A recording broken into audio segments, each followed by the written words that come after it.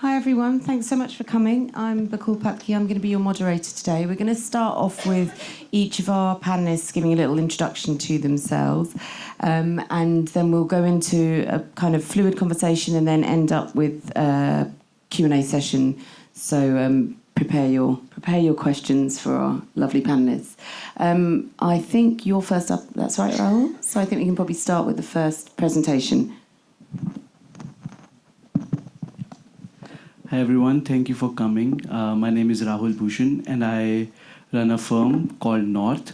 We are based in Himachal and I have grown up in Himachal. I have, it was never always kind of being from there. People sometimes think that, you were always very passionate.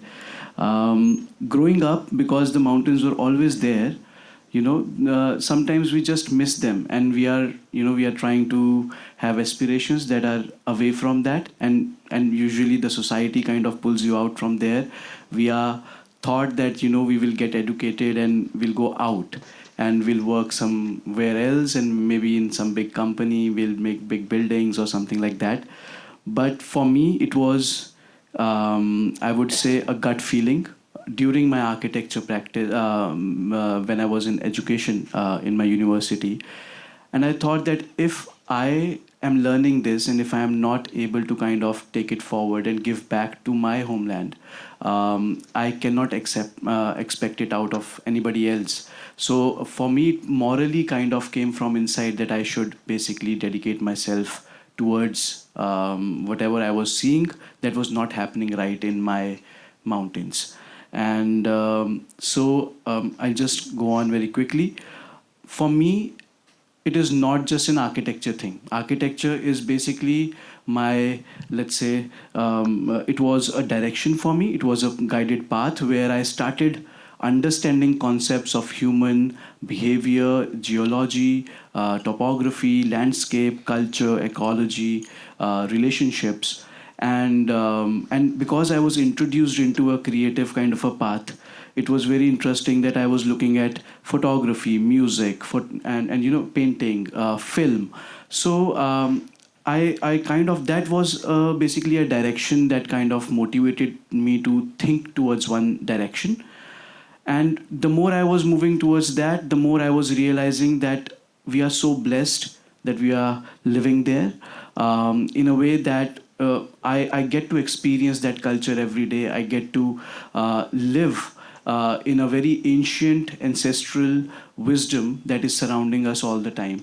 There are pictures of traditional architecture. It is beautiful, and it is not just beautiful, it is culturally very aligned. It responds to the climate, it responds to the earthquake zone 6 now we are. And there is a joy of building, a joy of living, a joy of celebrating community together.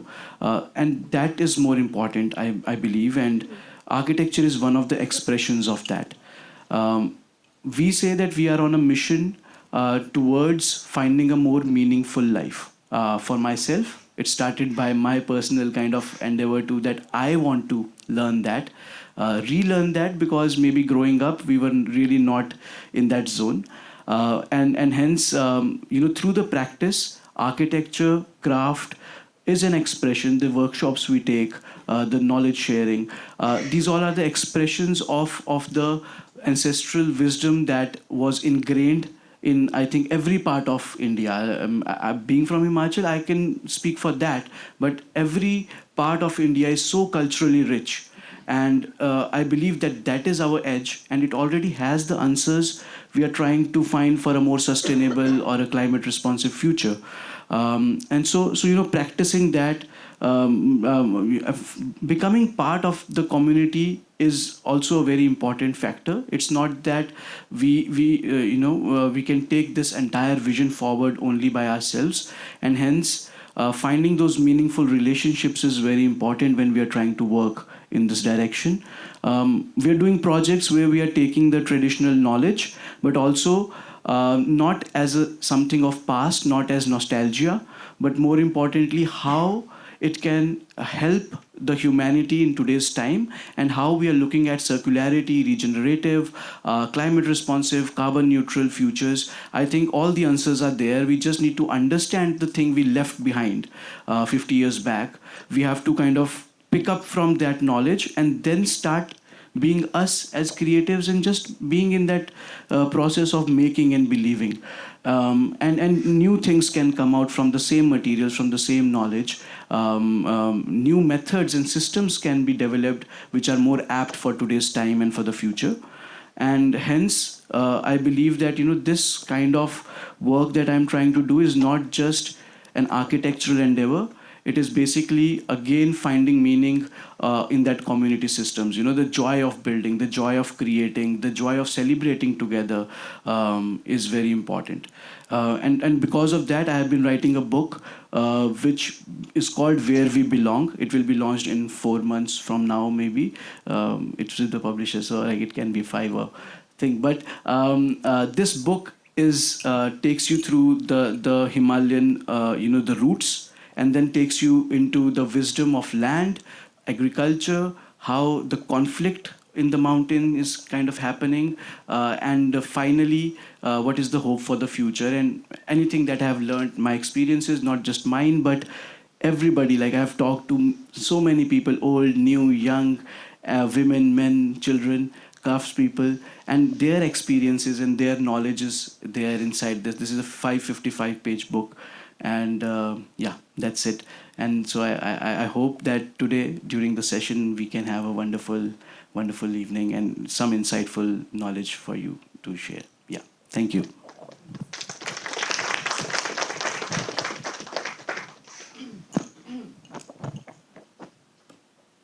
Hello, everybody. The next slide, please. Thank you. Oh, great. Thank you very much for ADFF and STIR for hosting this panel. And what I think brings us all together as well, as Bakul said, is the idea about regeneration. SAR is an initiative which is taking place in Ladakh. SAR means soil in Ladakhi language. Has anybody been to Ladakh before? Quite a number of people have been to Ladakh before. So it's titled A Journey in Regeneration, and SAR started now close to 4 years ago as an idea. It had 2 editions. And next slide, please.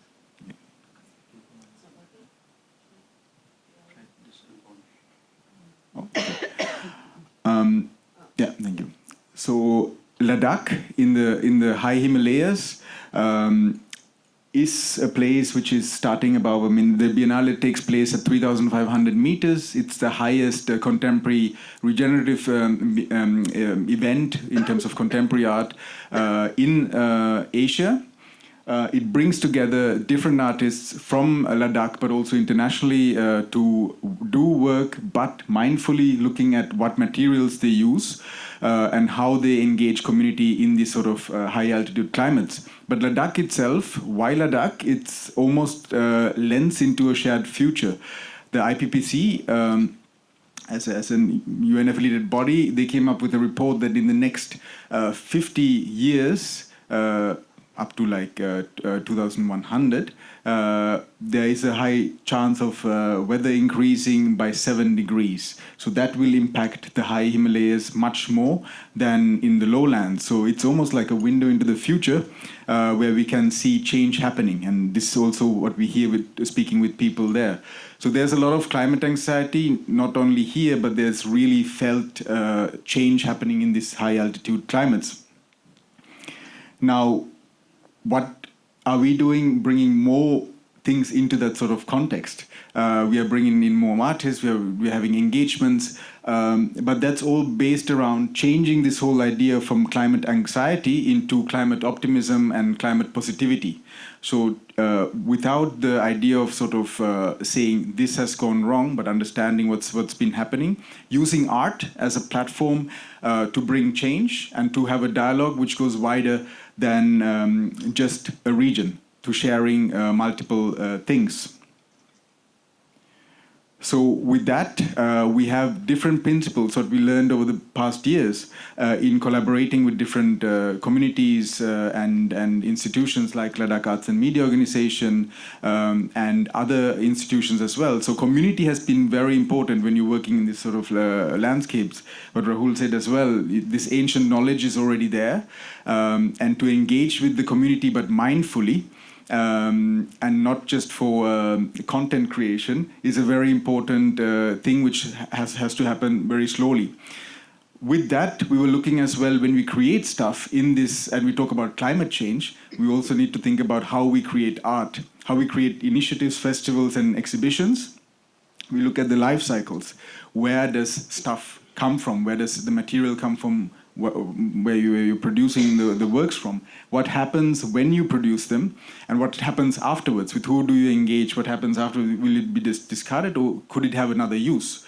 And that is also very important to like check and discuss with the community what they want. If we come into a place to ask, this is also a problem for many, for example, biennales, that you showcase works, but then the question is, what do you leave behind?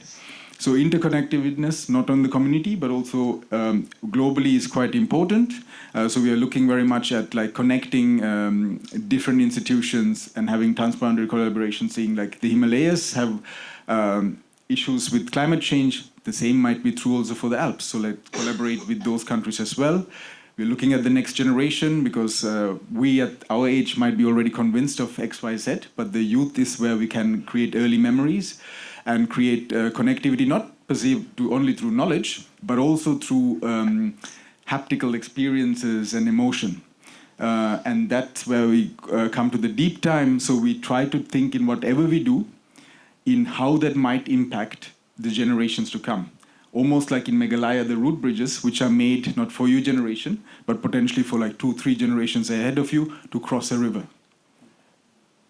So with that, maybe the only 3 things I would like you to take away is like rethinking responsible creativity. What does it mean?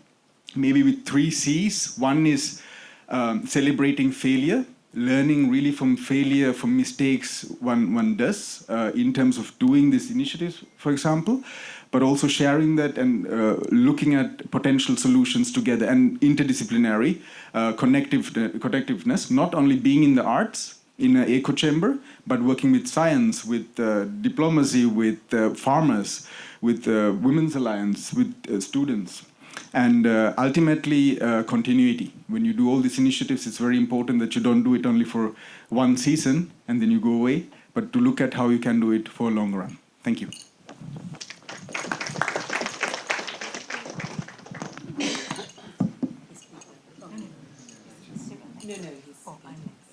Okay.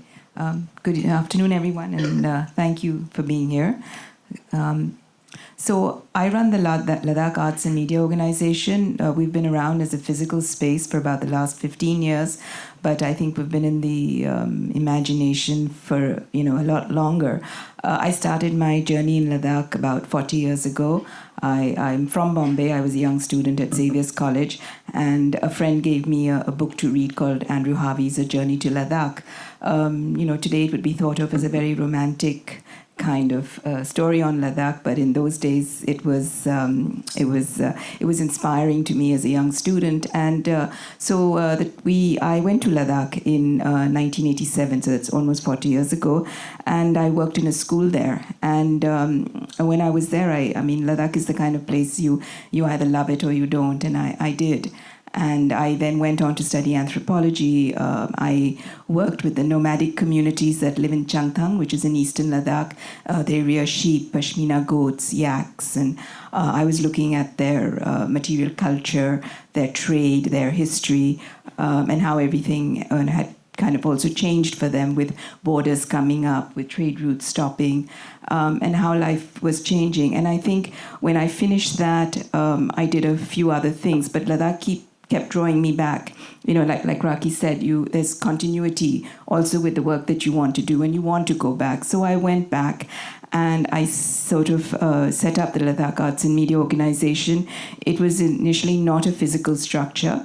What was happening, soon after 1999 and the Kargil War, there was suddenly a lot of attention in Ladakh. There was a lot of funding coming and a lot of government development projects starting. There was a lot more tourism coming to the region. So we began to see a lot of old buildings being demolished. We began to see whole neighborhoods changing, streets changing.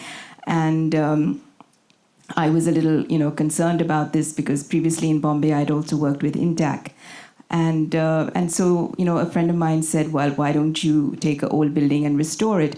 And this is what I did in sort of 2003, started talking to the owner of the Munshi House. They were the secretaries to the king. So for those of you who are familiar with Leh, you would have seen the 9-story palace and the old town that is kind of comes down below that. So it's a pedestrian area. A lot of people still live there, but a lot of people have also left the old town because there was no electricity, there was no water, no sewage, no drainage. So it's not a very attractive place to live in anymore. So it took us about 5 years to restore this building, and that's what you see in the images here. And when we were working, we worked with local artisans where we could, whether it was in making bricks or wood carving or cleaning and reusing materials that were there in the building, washing wood and things. So we used whatever we could and brought in material that was local. One of the first things we did as an organization is, because we were located in the old town of Ladakh, we began to look at the old town itself. So a lot of our projects are based around research, culture, mapping of local knowledge, mapping of oral literature, music, songs, and we decided to look at the old town first because they were our neighbors. We looked at, started building a visual archive on the place. We started looking at the problems around water, sewage, drainage. We started looking at who are the communities who live in the old town, and this was one of the first projects we did. We then found that there were a lot of, contemporary art didn't really cross my field at that time. I was more looking at more traditional forms of art. But that at Lamo, we found that there was suddenly sort of Ladakhis who had gone out and studied contemporary art, whether it was in Delhi College of Art, or in Jammu, or in Shantiniketan, and they were coming back.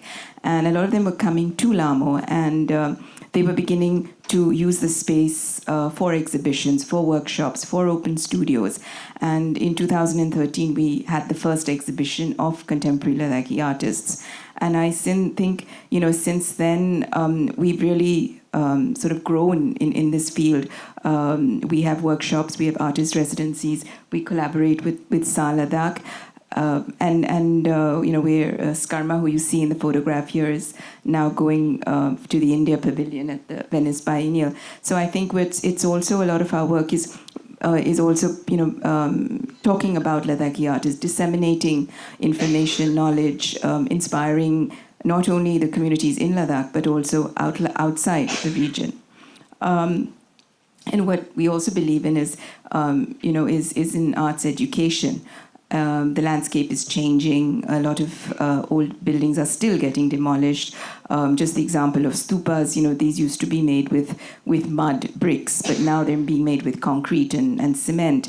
So also taking younger generation out, educating them, talking, sort of having intergenerational learning, so bringing people together so that they learn about their culture, their history. There's kind of like almost been a vacuum because a whole generation of Ladakhis have gone outside the region to study, and now they're coming back. For many of them, they're even relearning their own language. So I think we work in many different areas, sort of bridging many different sort of parts of Ladakh. But I think in the end, it's all about sort of continuity and taking things forward, understanding, learning from community and culture. Thank you.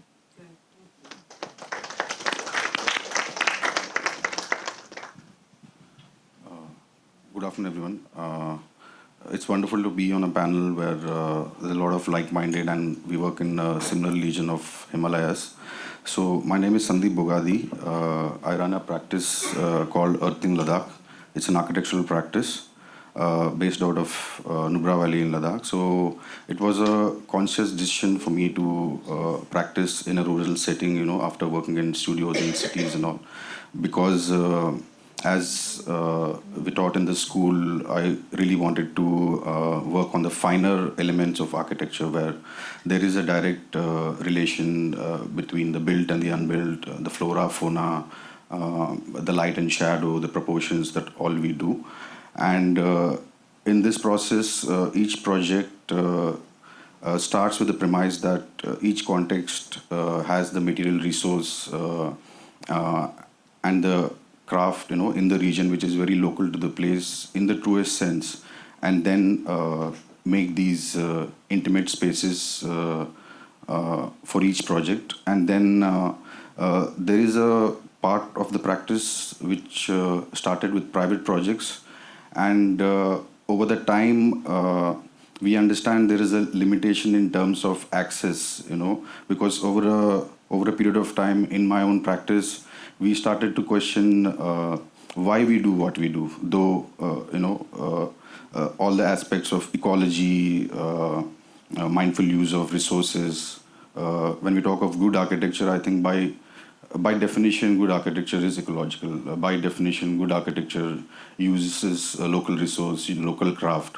But then, though we use all these projects in private projects, I started to understand it is just means or tools, to inspire people consciously or subconsciously. We want this good intent to spread, and to spread in scale.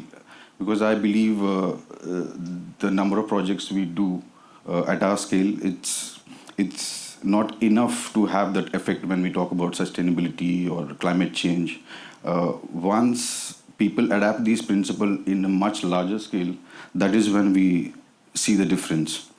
So over this practice, we started to think about these mindful interventions, where I started to prefer doing projects which have public interface, where anybody can really walk into your buildings, as opposed to private projects. There's always a limitation where, be it hospitality or residences, because in the end, I believe architecture is a physical space, and it has to be experienced physically, and like most of the images that we see, either in terms of an image as a photograph or on social media, I feel image is kind of deceptive, and that is the reason why I started to look for public interface projects, be it CSR, Ladakh being such a small place in terms of population.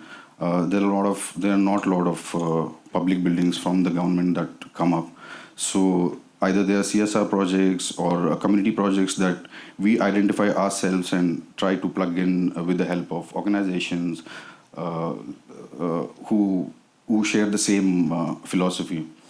So this is the reason why we did a few projects, and that is our preference, like be it Green Pit Stop, like a public washroom project, where everybody can go and experience these buildings, see the benefits, and really understand where this material has come from. So to really inspire them, however the small project is. So there are a couple of projects where there is a vegetable shelter, where these products, these vegetables, so every family has a vegetable garden, which is very traditional, and every household has it.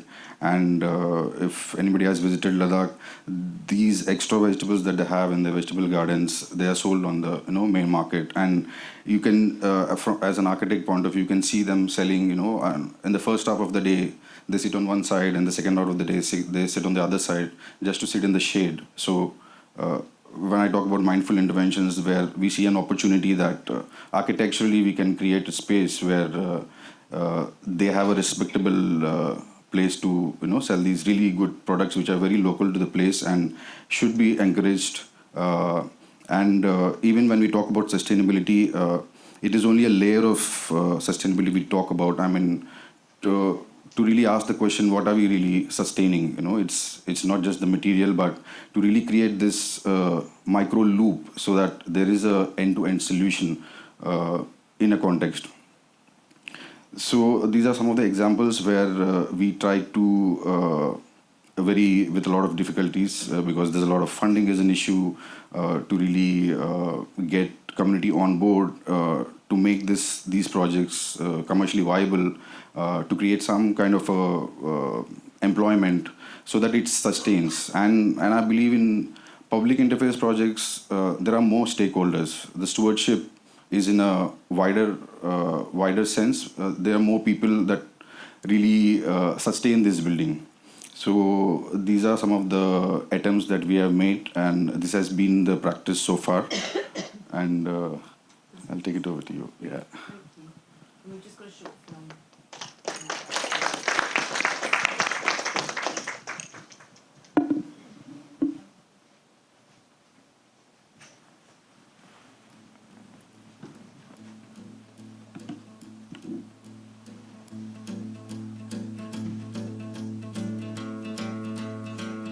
Usually.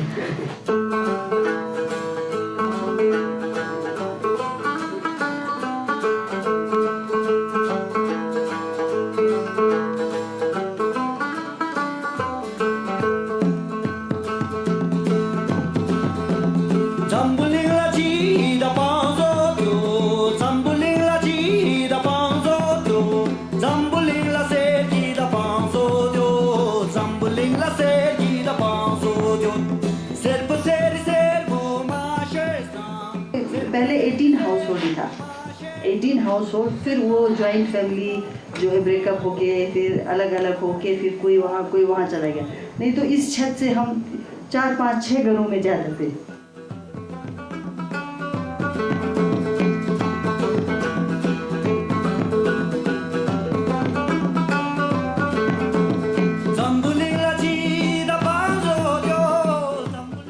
हम तीनों इसे इकट्ठे बैठे थे, कोई अलग अलग नहीं था।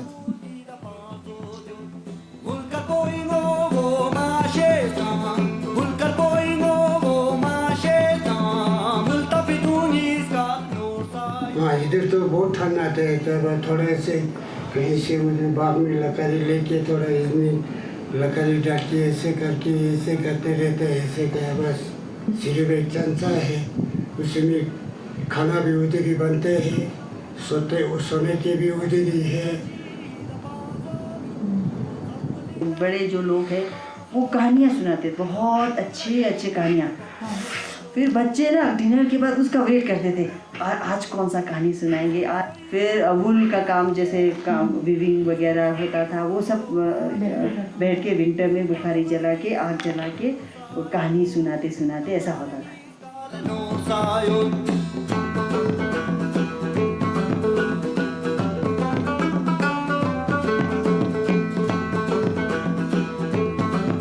दूसरा तो फिर ट्रेडिशनली वही जैसा था वैसे ही उसको रिवाइव किया है ना। वो बड़ा अच्छा है। ये कमरा बनाने के टाइम मुझे याद था, ये वाला और ये वाला। बाकी जो ये छोटा ये रूम और वो रूम तीनों पहले था।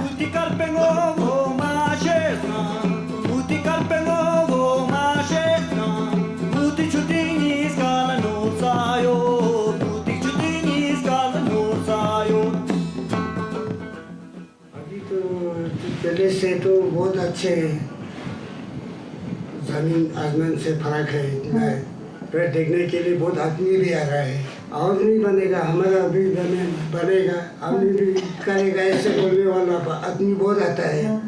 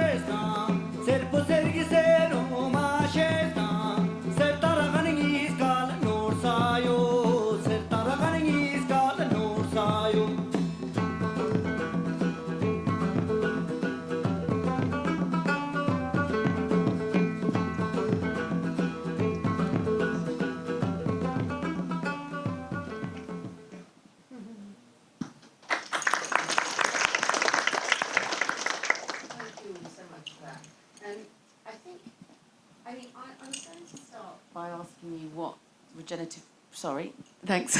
I was too excited to get going. I was going to start by asking you what regenerative practices really meant to you and how they manifest in your work. But I think we've seen that all quite clearly through your presentations. And I think one thing that really stands out to me is that so much of that is about respect.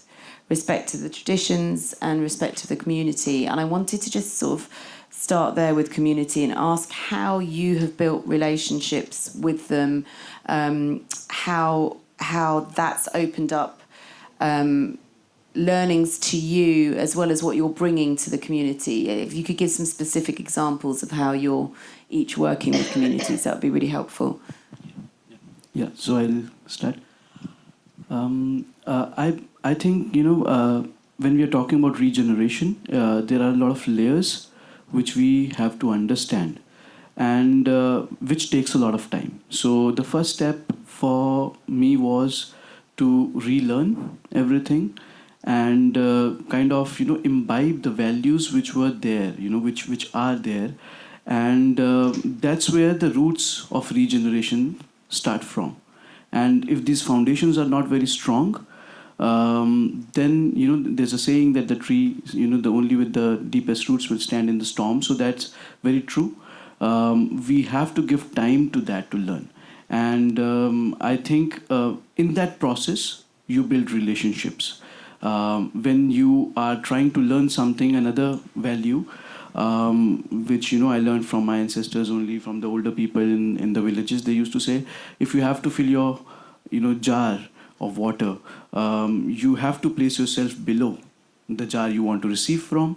And the second important thing is that you have to empty the jar first, or else the knowledge or the water that is coming in will also spill out.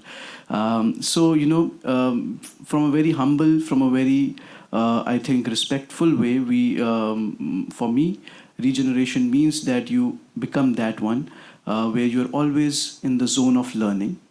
Other very important aspect is and the communities in Ladakh and Himachal have that, is you never think of hard work as hard work. We are living a hard life and we are there. So, to have that value that you are not working, you are basically living a life which respects each other and which basically is a way to give to each other. Another example, we were going on a trek, we couldn't find water anywhere. So there was a person with me, a shepherd. He said that, and I was worried that from where we will get that water. Now he was an experienced person. He went there was a small tip, going out from a mountain at a place. He made a small check dam kind of a thing. We waited for half an hour and it was filled with water. And then he told me that, we should make it very nicely and properly because, there are people who might come after us and they should not face the similar problem. So, these values doesn't come from education. They are not climate, this, that. You don't need to be with very specific word heavy thing. It is very natural. It is very common sense. And that is another value. So, when we talk about regeneration, culture, community, and continuity, for me, it starts from the, strengthening the roots, understanding them, giving it time. And then as creative people, if you start reflecting on that, there will be beautiful things that will come out through that value and wisdom. Be it architecture, be it craft, be it an art festival, or anything. So that is the core value for me of regeneration: the purpose, the meaning, and a strong will of giving something back. And then everything will be regenerative. Like Bogadhi also said, these are fundamentals. Sustainability is not an added thing. It is a fundamental need of humanity. And in the next 10 years, it will be much more superimposed also, on us. Currently, we still have a choice. But that is my point of view on this. And I'll hand it over to you if you want to add something. Yeah, please, if you want to talk about. I think that really resonates. And the listening part and the judge part is quite nicely explained. And that's that, I think. Observation is very important, I think, working together with communities, especially if you come with another viewpoint. So this exchange has to be in two ways, and that takes time. And linked to regeneration, regeneration is nothing new. It's always been there. It's just now a fancy word to describe something which has been already there for a long time, because it is resource efficiency. If a plant, if there's a fire, it will regenerate over a period, and it adjusts over a period of time to regenerate in one way or another, through bushfires, for example. And these are principles which communities, especially in local communities, regardless of it's the high Himalayas or I'm coming from Sri Lanka, have known for centuries. And sometimes for our generation, because we are living so much in comfort, that is we talked about it together with Bogadhi. It's like there's a certain level of comfort we need, I think. So there's a lot of learning as well from the community level to learn how much is enough, how much do you need. So there's a lot of sharing from both sides. One is, I think, the listening. Then other one is like observation over a period of time, which is very important. And the other thing is like which community as well, the layers of generations. Each generation has something else to show and to say and to learn from the elders. Then also people in our age with like different disciplines and so on, and then the youth. And ultimately, I think in that community collaboration, it's not only the local community, but the exchange is really nice if it's eye to eye and we can share principles, particularly if you have, let's say you're looking for a solution. There's other parts of the world where there might be already a solution there, or there's already a solution there. So it's this cross-pollination of different ideas and thoughts, which is quite nice, I think, in this community. So we see community, I think, not only in the local, but the global, the local, in that kind of context. Yeah.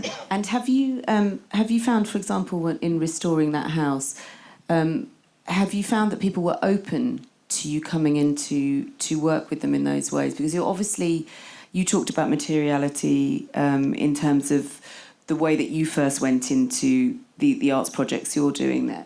But you as well are all having to work very closely with them in terms of learning about materials. And have you found an openness to that? Has there been any resistance to you coming in and wanting to do these projects? Or it was one of the most exciting projects in a way where we could engage with the community, the village, in the way we could, because their entire precinct, in the aerial images that we saw, their entire precinct was basically abandoned.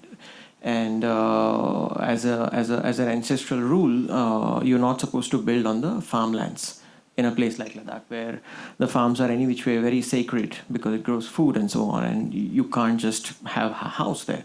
So even before that, they would have a house or let's say residential zone up in the mountain slope. But of course, when the time came and the water was required for better convenience and whatnot, they started having a small, let's say, clusters of houses like that. And eventually, the new generation, when they all started getting more and more education and government or otherwise tourism jobs, they started building in their own farmlands, which was very averse to their ancestral knowledge and practices. And when the old generation, the first generation who actually handed over the keys of the house to, restore, of course, for the project, but they were having mixed feeling, skepticism and positivity. And eventually, as the process went forward, when we started engaging with them, understanding how the house had come up and understanding how and which part of the house can be rebuilt or needs modification, and getting their understanding, getting their old timber, using their old mud, so on and so forth, and building that house around.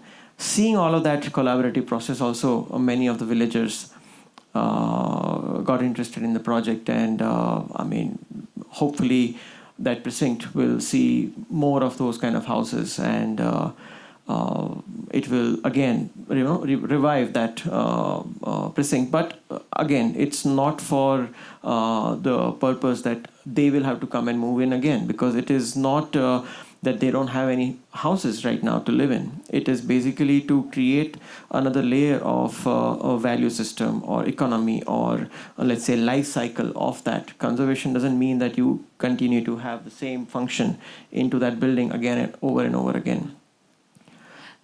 You used the word collaboration there, which I think is also really important when we're talking about conversations and community and how that allows you to do the work that you want to do, and also how it feeds back into the community. And I wanted to ask you all really, but I'll start with you guys. Have you found that through your work, and you're all dealing very closely with community, your practice has actually changed? What you thought you were going to do is not what you ended up doing through these conversations and collaborations. Do you want to start? Yeah, I wanted to say one thing. You were talking about, how do you work with community? I think a lot of it starts with friendships. You build friendships in an area. You do not have this notion of othering. There's not an us and them. It's you are there and you immerse yourself in the area, but you're also very acutely aware always that you're not from the area. So you are always the other also. So, even it doesn't change. It doesn't matter how many years you've been there, 1 year or 50 years, you are still an outsider to people. But I think that respect also comes from how much you bother to learn. How you immerse yourself into a community. How do you learn? Do you learn a language? Do you learn to write it, to speak it? How much of it do you really imbibe? And people watch you. So in Ladakh, people are really very sweet and nice, but you must never forget that they're always watching you and they're always judging you and they're calculating, and also the knowledge that they share with you. It comes out very slowly. I mean, you might go into an area and you're doing research, but nobody. I mean, even for me, for my PhD research, I only really started gathering material after I was 2 years into my project and living with them. Then they began to open up and tell me things. But earlier, no. They want to see commitment. They want to see continuity. And also, you asked earlier about the restoration. So when we started restoring the Munshi house, everybody said it's haunted. And there are ghosts living in that house. And so we couldn't get any local craftsmen, artisans, whether it was masons or woodcarvers or anybody to agree to come and work for us. It was only 2 years into the project. We initially worked with a lot of workers from Doda, which is a region in Jammu, which is very common. They come up there as migratory workers in the summer and they work.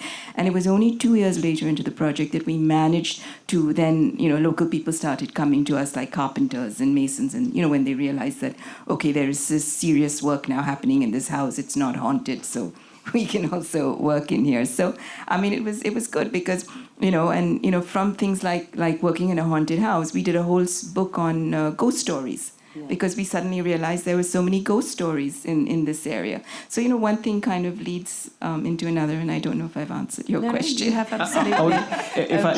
If I could add something to that, and what Rahul also said, that, the time that you put in is extremely important, and the immersive lifestyle that you end up, projecting there, because that is what is important to generate empathy from your side, to understand which place you are in. Even if you belong to that place, I mean, to restart that process of learning, you need to develop that empathy. And the same thing then, so you have to take the first step, and that's when that knowledge comes to you, and the local will show that empathy towards you. Yeah. I still would like to hear whether you feel that your practices have shifted from what you thought they would. But just very quickly as well, because this also relates to something you said earlier on. I've made a note about speed, and you've all talked about time and giving time and slowness. And one of the things that I think runs through all of your projects is that willingness to take time and sensitivity that you have. But you also talked about the need to scale up if we're going to be effective in kind of dealing with climate issues, etc., which I think is a key point as well about within the title of today's talk. So if you could tell me a bit about how your practice may have changed or not, but also how you see that we can scale up, but also stay respectful of the time that is needed. I wouldn't say at the core of it, the practice really shifted, yeah. But to be able to touch upon relevant issues like, say, climate or regeneration. In some projects, the scale is so small, you can't achieve the whole of it within a project. If that was the case, Earth would be a beautiful place already. There's nothing to solve. And it's also about solutions that are very specific to a context. A solution maybe within Ladakh, a solution that works in Nubra might not work in Leh, and something that works in the plains might not work in the mountains. And just to touch upon working with communities that you said, I don't know how easy it is to create this friendship with every client, but the only way we can inspire is through our work, and to not force an idea from our side onto a client, but to really learn about this vernacular wisdom where we loosely use these words as vernacular and modern as opposites, but it's actually a continuity. There are a lot of lessons that are already there which worked in the past.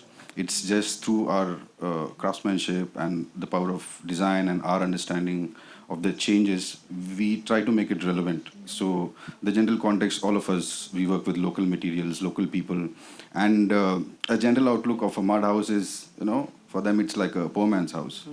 And that is something we're trying to shift, from the same material, from the same technique, but suddenly there is a contemporary aesthetic to it. And that is one way of inspiring people to, do the same thing that they have been doing, which has been working, but in a very contemporary way.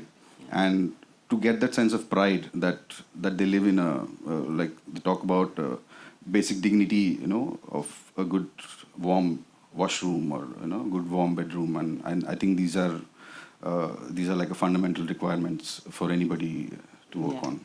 So you touched on this idea of specificity there, that where things may not necessarily be relevant or work for other scenarios, but you also mentioned, Raki, about this idea of some of these learnings being global and shared knowledge across the globe. So again, I think I'm talking now maybe thinking about scale and how you scale it up, and perhaps it's not a matter of a few people doing a lot, because that does maybe take away from this sense of slowness and sensitivity, and many people doing a little bit. And I just wondered whether people have come to you seeing what you're doing from around the world and are, and try to take your learnings, your examples. Have you had any of that from people around the world? And then I will put it out to questions, because we're great question. How, I'll continue on Bogadhi's things. Like, scaling up is not just by creating more projects or creating, let's say, more material resource. It is also scaling up in terms of the knowledge. So, I feel that, a counterpart of this is also very important thing is that you are doing research, you are doing projects, experimentation, research, feeding each other, but also the education part where it is not a particular, let's say, educational model, but it is sharing knowledge. So through workshops, courses, retreats, experiences where people can come and learn through that, and that spreads. And because it is very authentic, because it is very truthful, and ultimately it is, I believe that that is the true thing which humanity is kind of moving and wanting towards. So it spreads. Yeah. And once that system is there, people will want to have more materials. There will be more, let's say, businesses, collaborations, ideas that will come out, and in every different field, and hence, it kind of scales up in that way. So it's not a one global solution which is there, but it is small contextual ideas that will kind of bring the entire thing. And I know education is a major part of what you do now. But I think to answer your question, so not globally, people have come to sort of, yes, they've come to look at what we do, but you're talking about, sort of sharing and replicating models. So not globally, but from other parts of the Himalayas, yes. From Bhutan, from Himachal, people have come to sort of see what we do and how we do what we do and how we set up. And, we've even shared things like lease agreements with people because, at the time when we were setting up, lease agreements were not known at all, but I was not prepared to start without a lease agreement. So it's something as basic as that. Practicality. Yeah. Great. I'm going to put this out to questions, actually, because we have gone over slightly. Does anyone have anything that they'd like to ask? It's hard for me to see up here. Is there someone there? No? Yeah, maybe. In that case... oh, there is someone there, sorry. It's very hard, yeah, to see. Hi, thank you so Hi. much for very interesting insights. I can't but observe that other than Rahul, who's a local and from Himachal, pretty much each one of you are not belonging to, or you don't have your roots in the places that you're working in. My question really is, how do you work towards ensuring that beyond you there is some local or some continuity, that your good work continues and it doesn't move out when you move out, or it doesn't stop with you? That's really my question, because it should continue. What lovely work you're doing. I mean, I think there's different scales here, because Raki, you put it brilliantly earlier when you said, I'm sorry, probably the freshest off the boat to the Himalayas. But you also made it very clear when you said if there's anything you take away, there's the 3 C's, and the last of that C's was continuity. So as someone who is just starting there, I would say, in the region, how do you do that? And then on the other end of the scale, you've been there for 40-odd years, you know, if you could share... That's a really good question. I think continuity is so important. And one nice way of doing it or learning from it, I think, is looking at nature and looking at fungal networks on how they interact and collaborate together. And there's always sharing, and if one part dies off, something else takes over. So we could not do what we do. I mean, we couldn't have, like, there's 3 co-founders who went in and, like, we started it. Couldn't have not been possible with, for example, Monisha being there already having knowledge. Then other partners, majority is Ladakhi as well in the core teams, would have not been possible. So I think that is very crucial to have that, and also look at, not in institutions particularly, not look at, I think it's very important to have key people leading certain things, but to make institutions not just only people-led, but make it that it's idea-led and vision-led and thought-led. When you can integrate that in a larger landscape and you get buy-in, then you can build up, because it's multi-purpose and it's to the benefit, which keeps on constantly evolving. And I think another thing which is really important is, when you work in these teams, always get people and work with people who are way better than you in, like, lots of different things, and with that in different disciplines as well. So that is how we look at it in terms of again, the deep time, looking at, okay, we're going to do X, Y, Z in this coming years, but how might that look like going forward? Where one who does it now becomes irrelevant, and somebody might do it way better than we are already doing. Yeah, I think all of us, I mean, especially me, we all work with people from Ladakh. I mean, without that team behind us, we would just be an idea. We would never be able to implement it. So we're very, aware of that, and we always work towards building up strong teams. But I think, in more recent years, I've been thinking about continuity, but I've also been thinking about impermanence. If it doesn't continue after me, I mean, it's fine. But like Raki said, it's an idea. You've started things. You've inspired a lot of people. Other people have gone now on to sort of readapting old spaces to new uses. In the old town of Leh itself, many artists have now made their studios in the old town in restored buildings. Even Palais House, Abir worked with Lamo first before he went off and set up Palais House. So I think, that continuity is already taking place at many places. So, it's fine at the end of the day. Yeah. Another thing I would like to add to this is, this whole idea of continuity, like we hold it so tight that it has to continue, is also something distracting when you're actually working on something very important, and you worry about whether this will continue or not.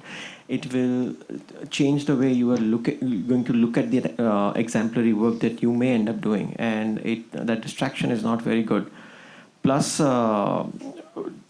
we cannot pretend to be gatekeepers of this knowledge. Knowledge has to spread, the precedents have to be set up, and things, the way it will have to turn out, it will turn out. Sandeep, I think you wanted to say It's also, again, it is more relevant when I talk about preferring public interface projects, because there are more stakeholders.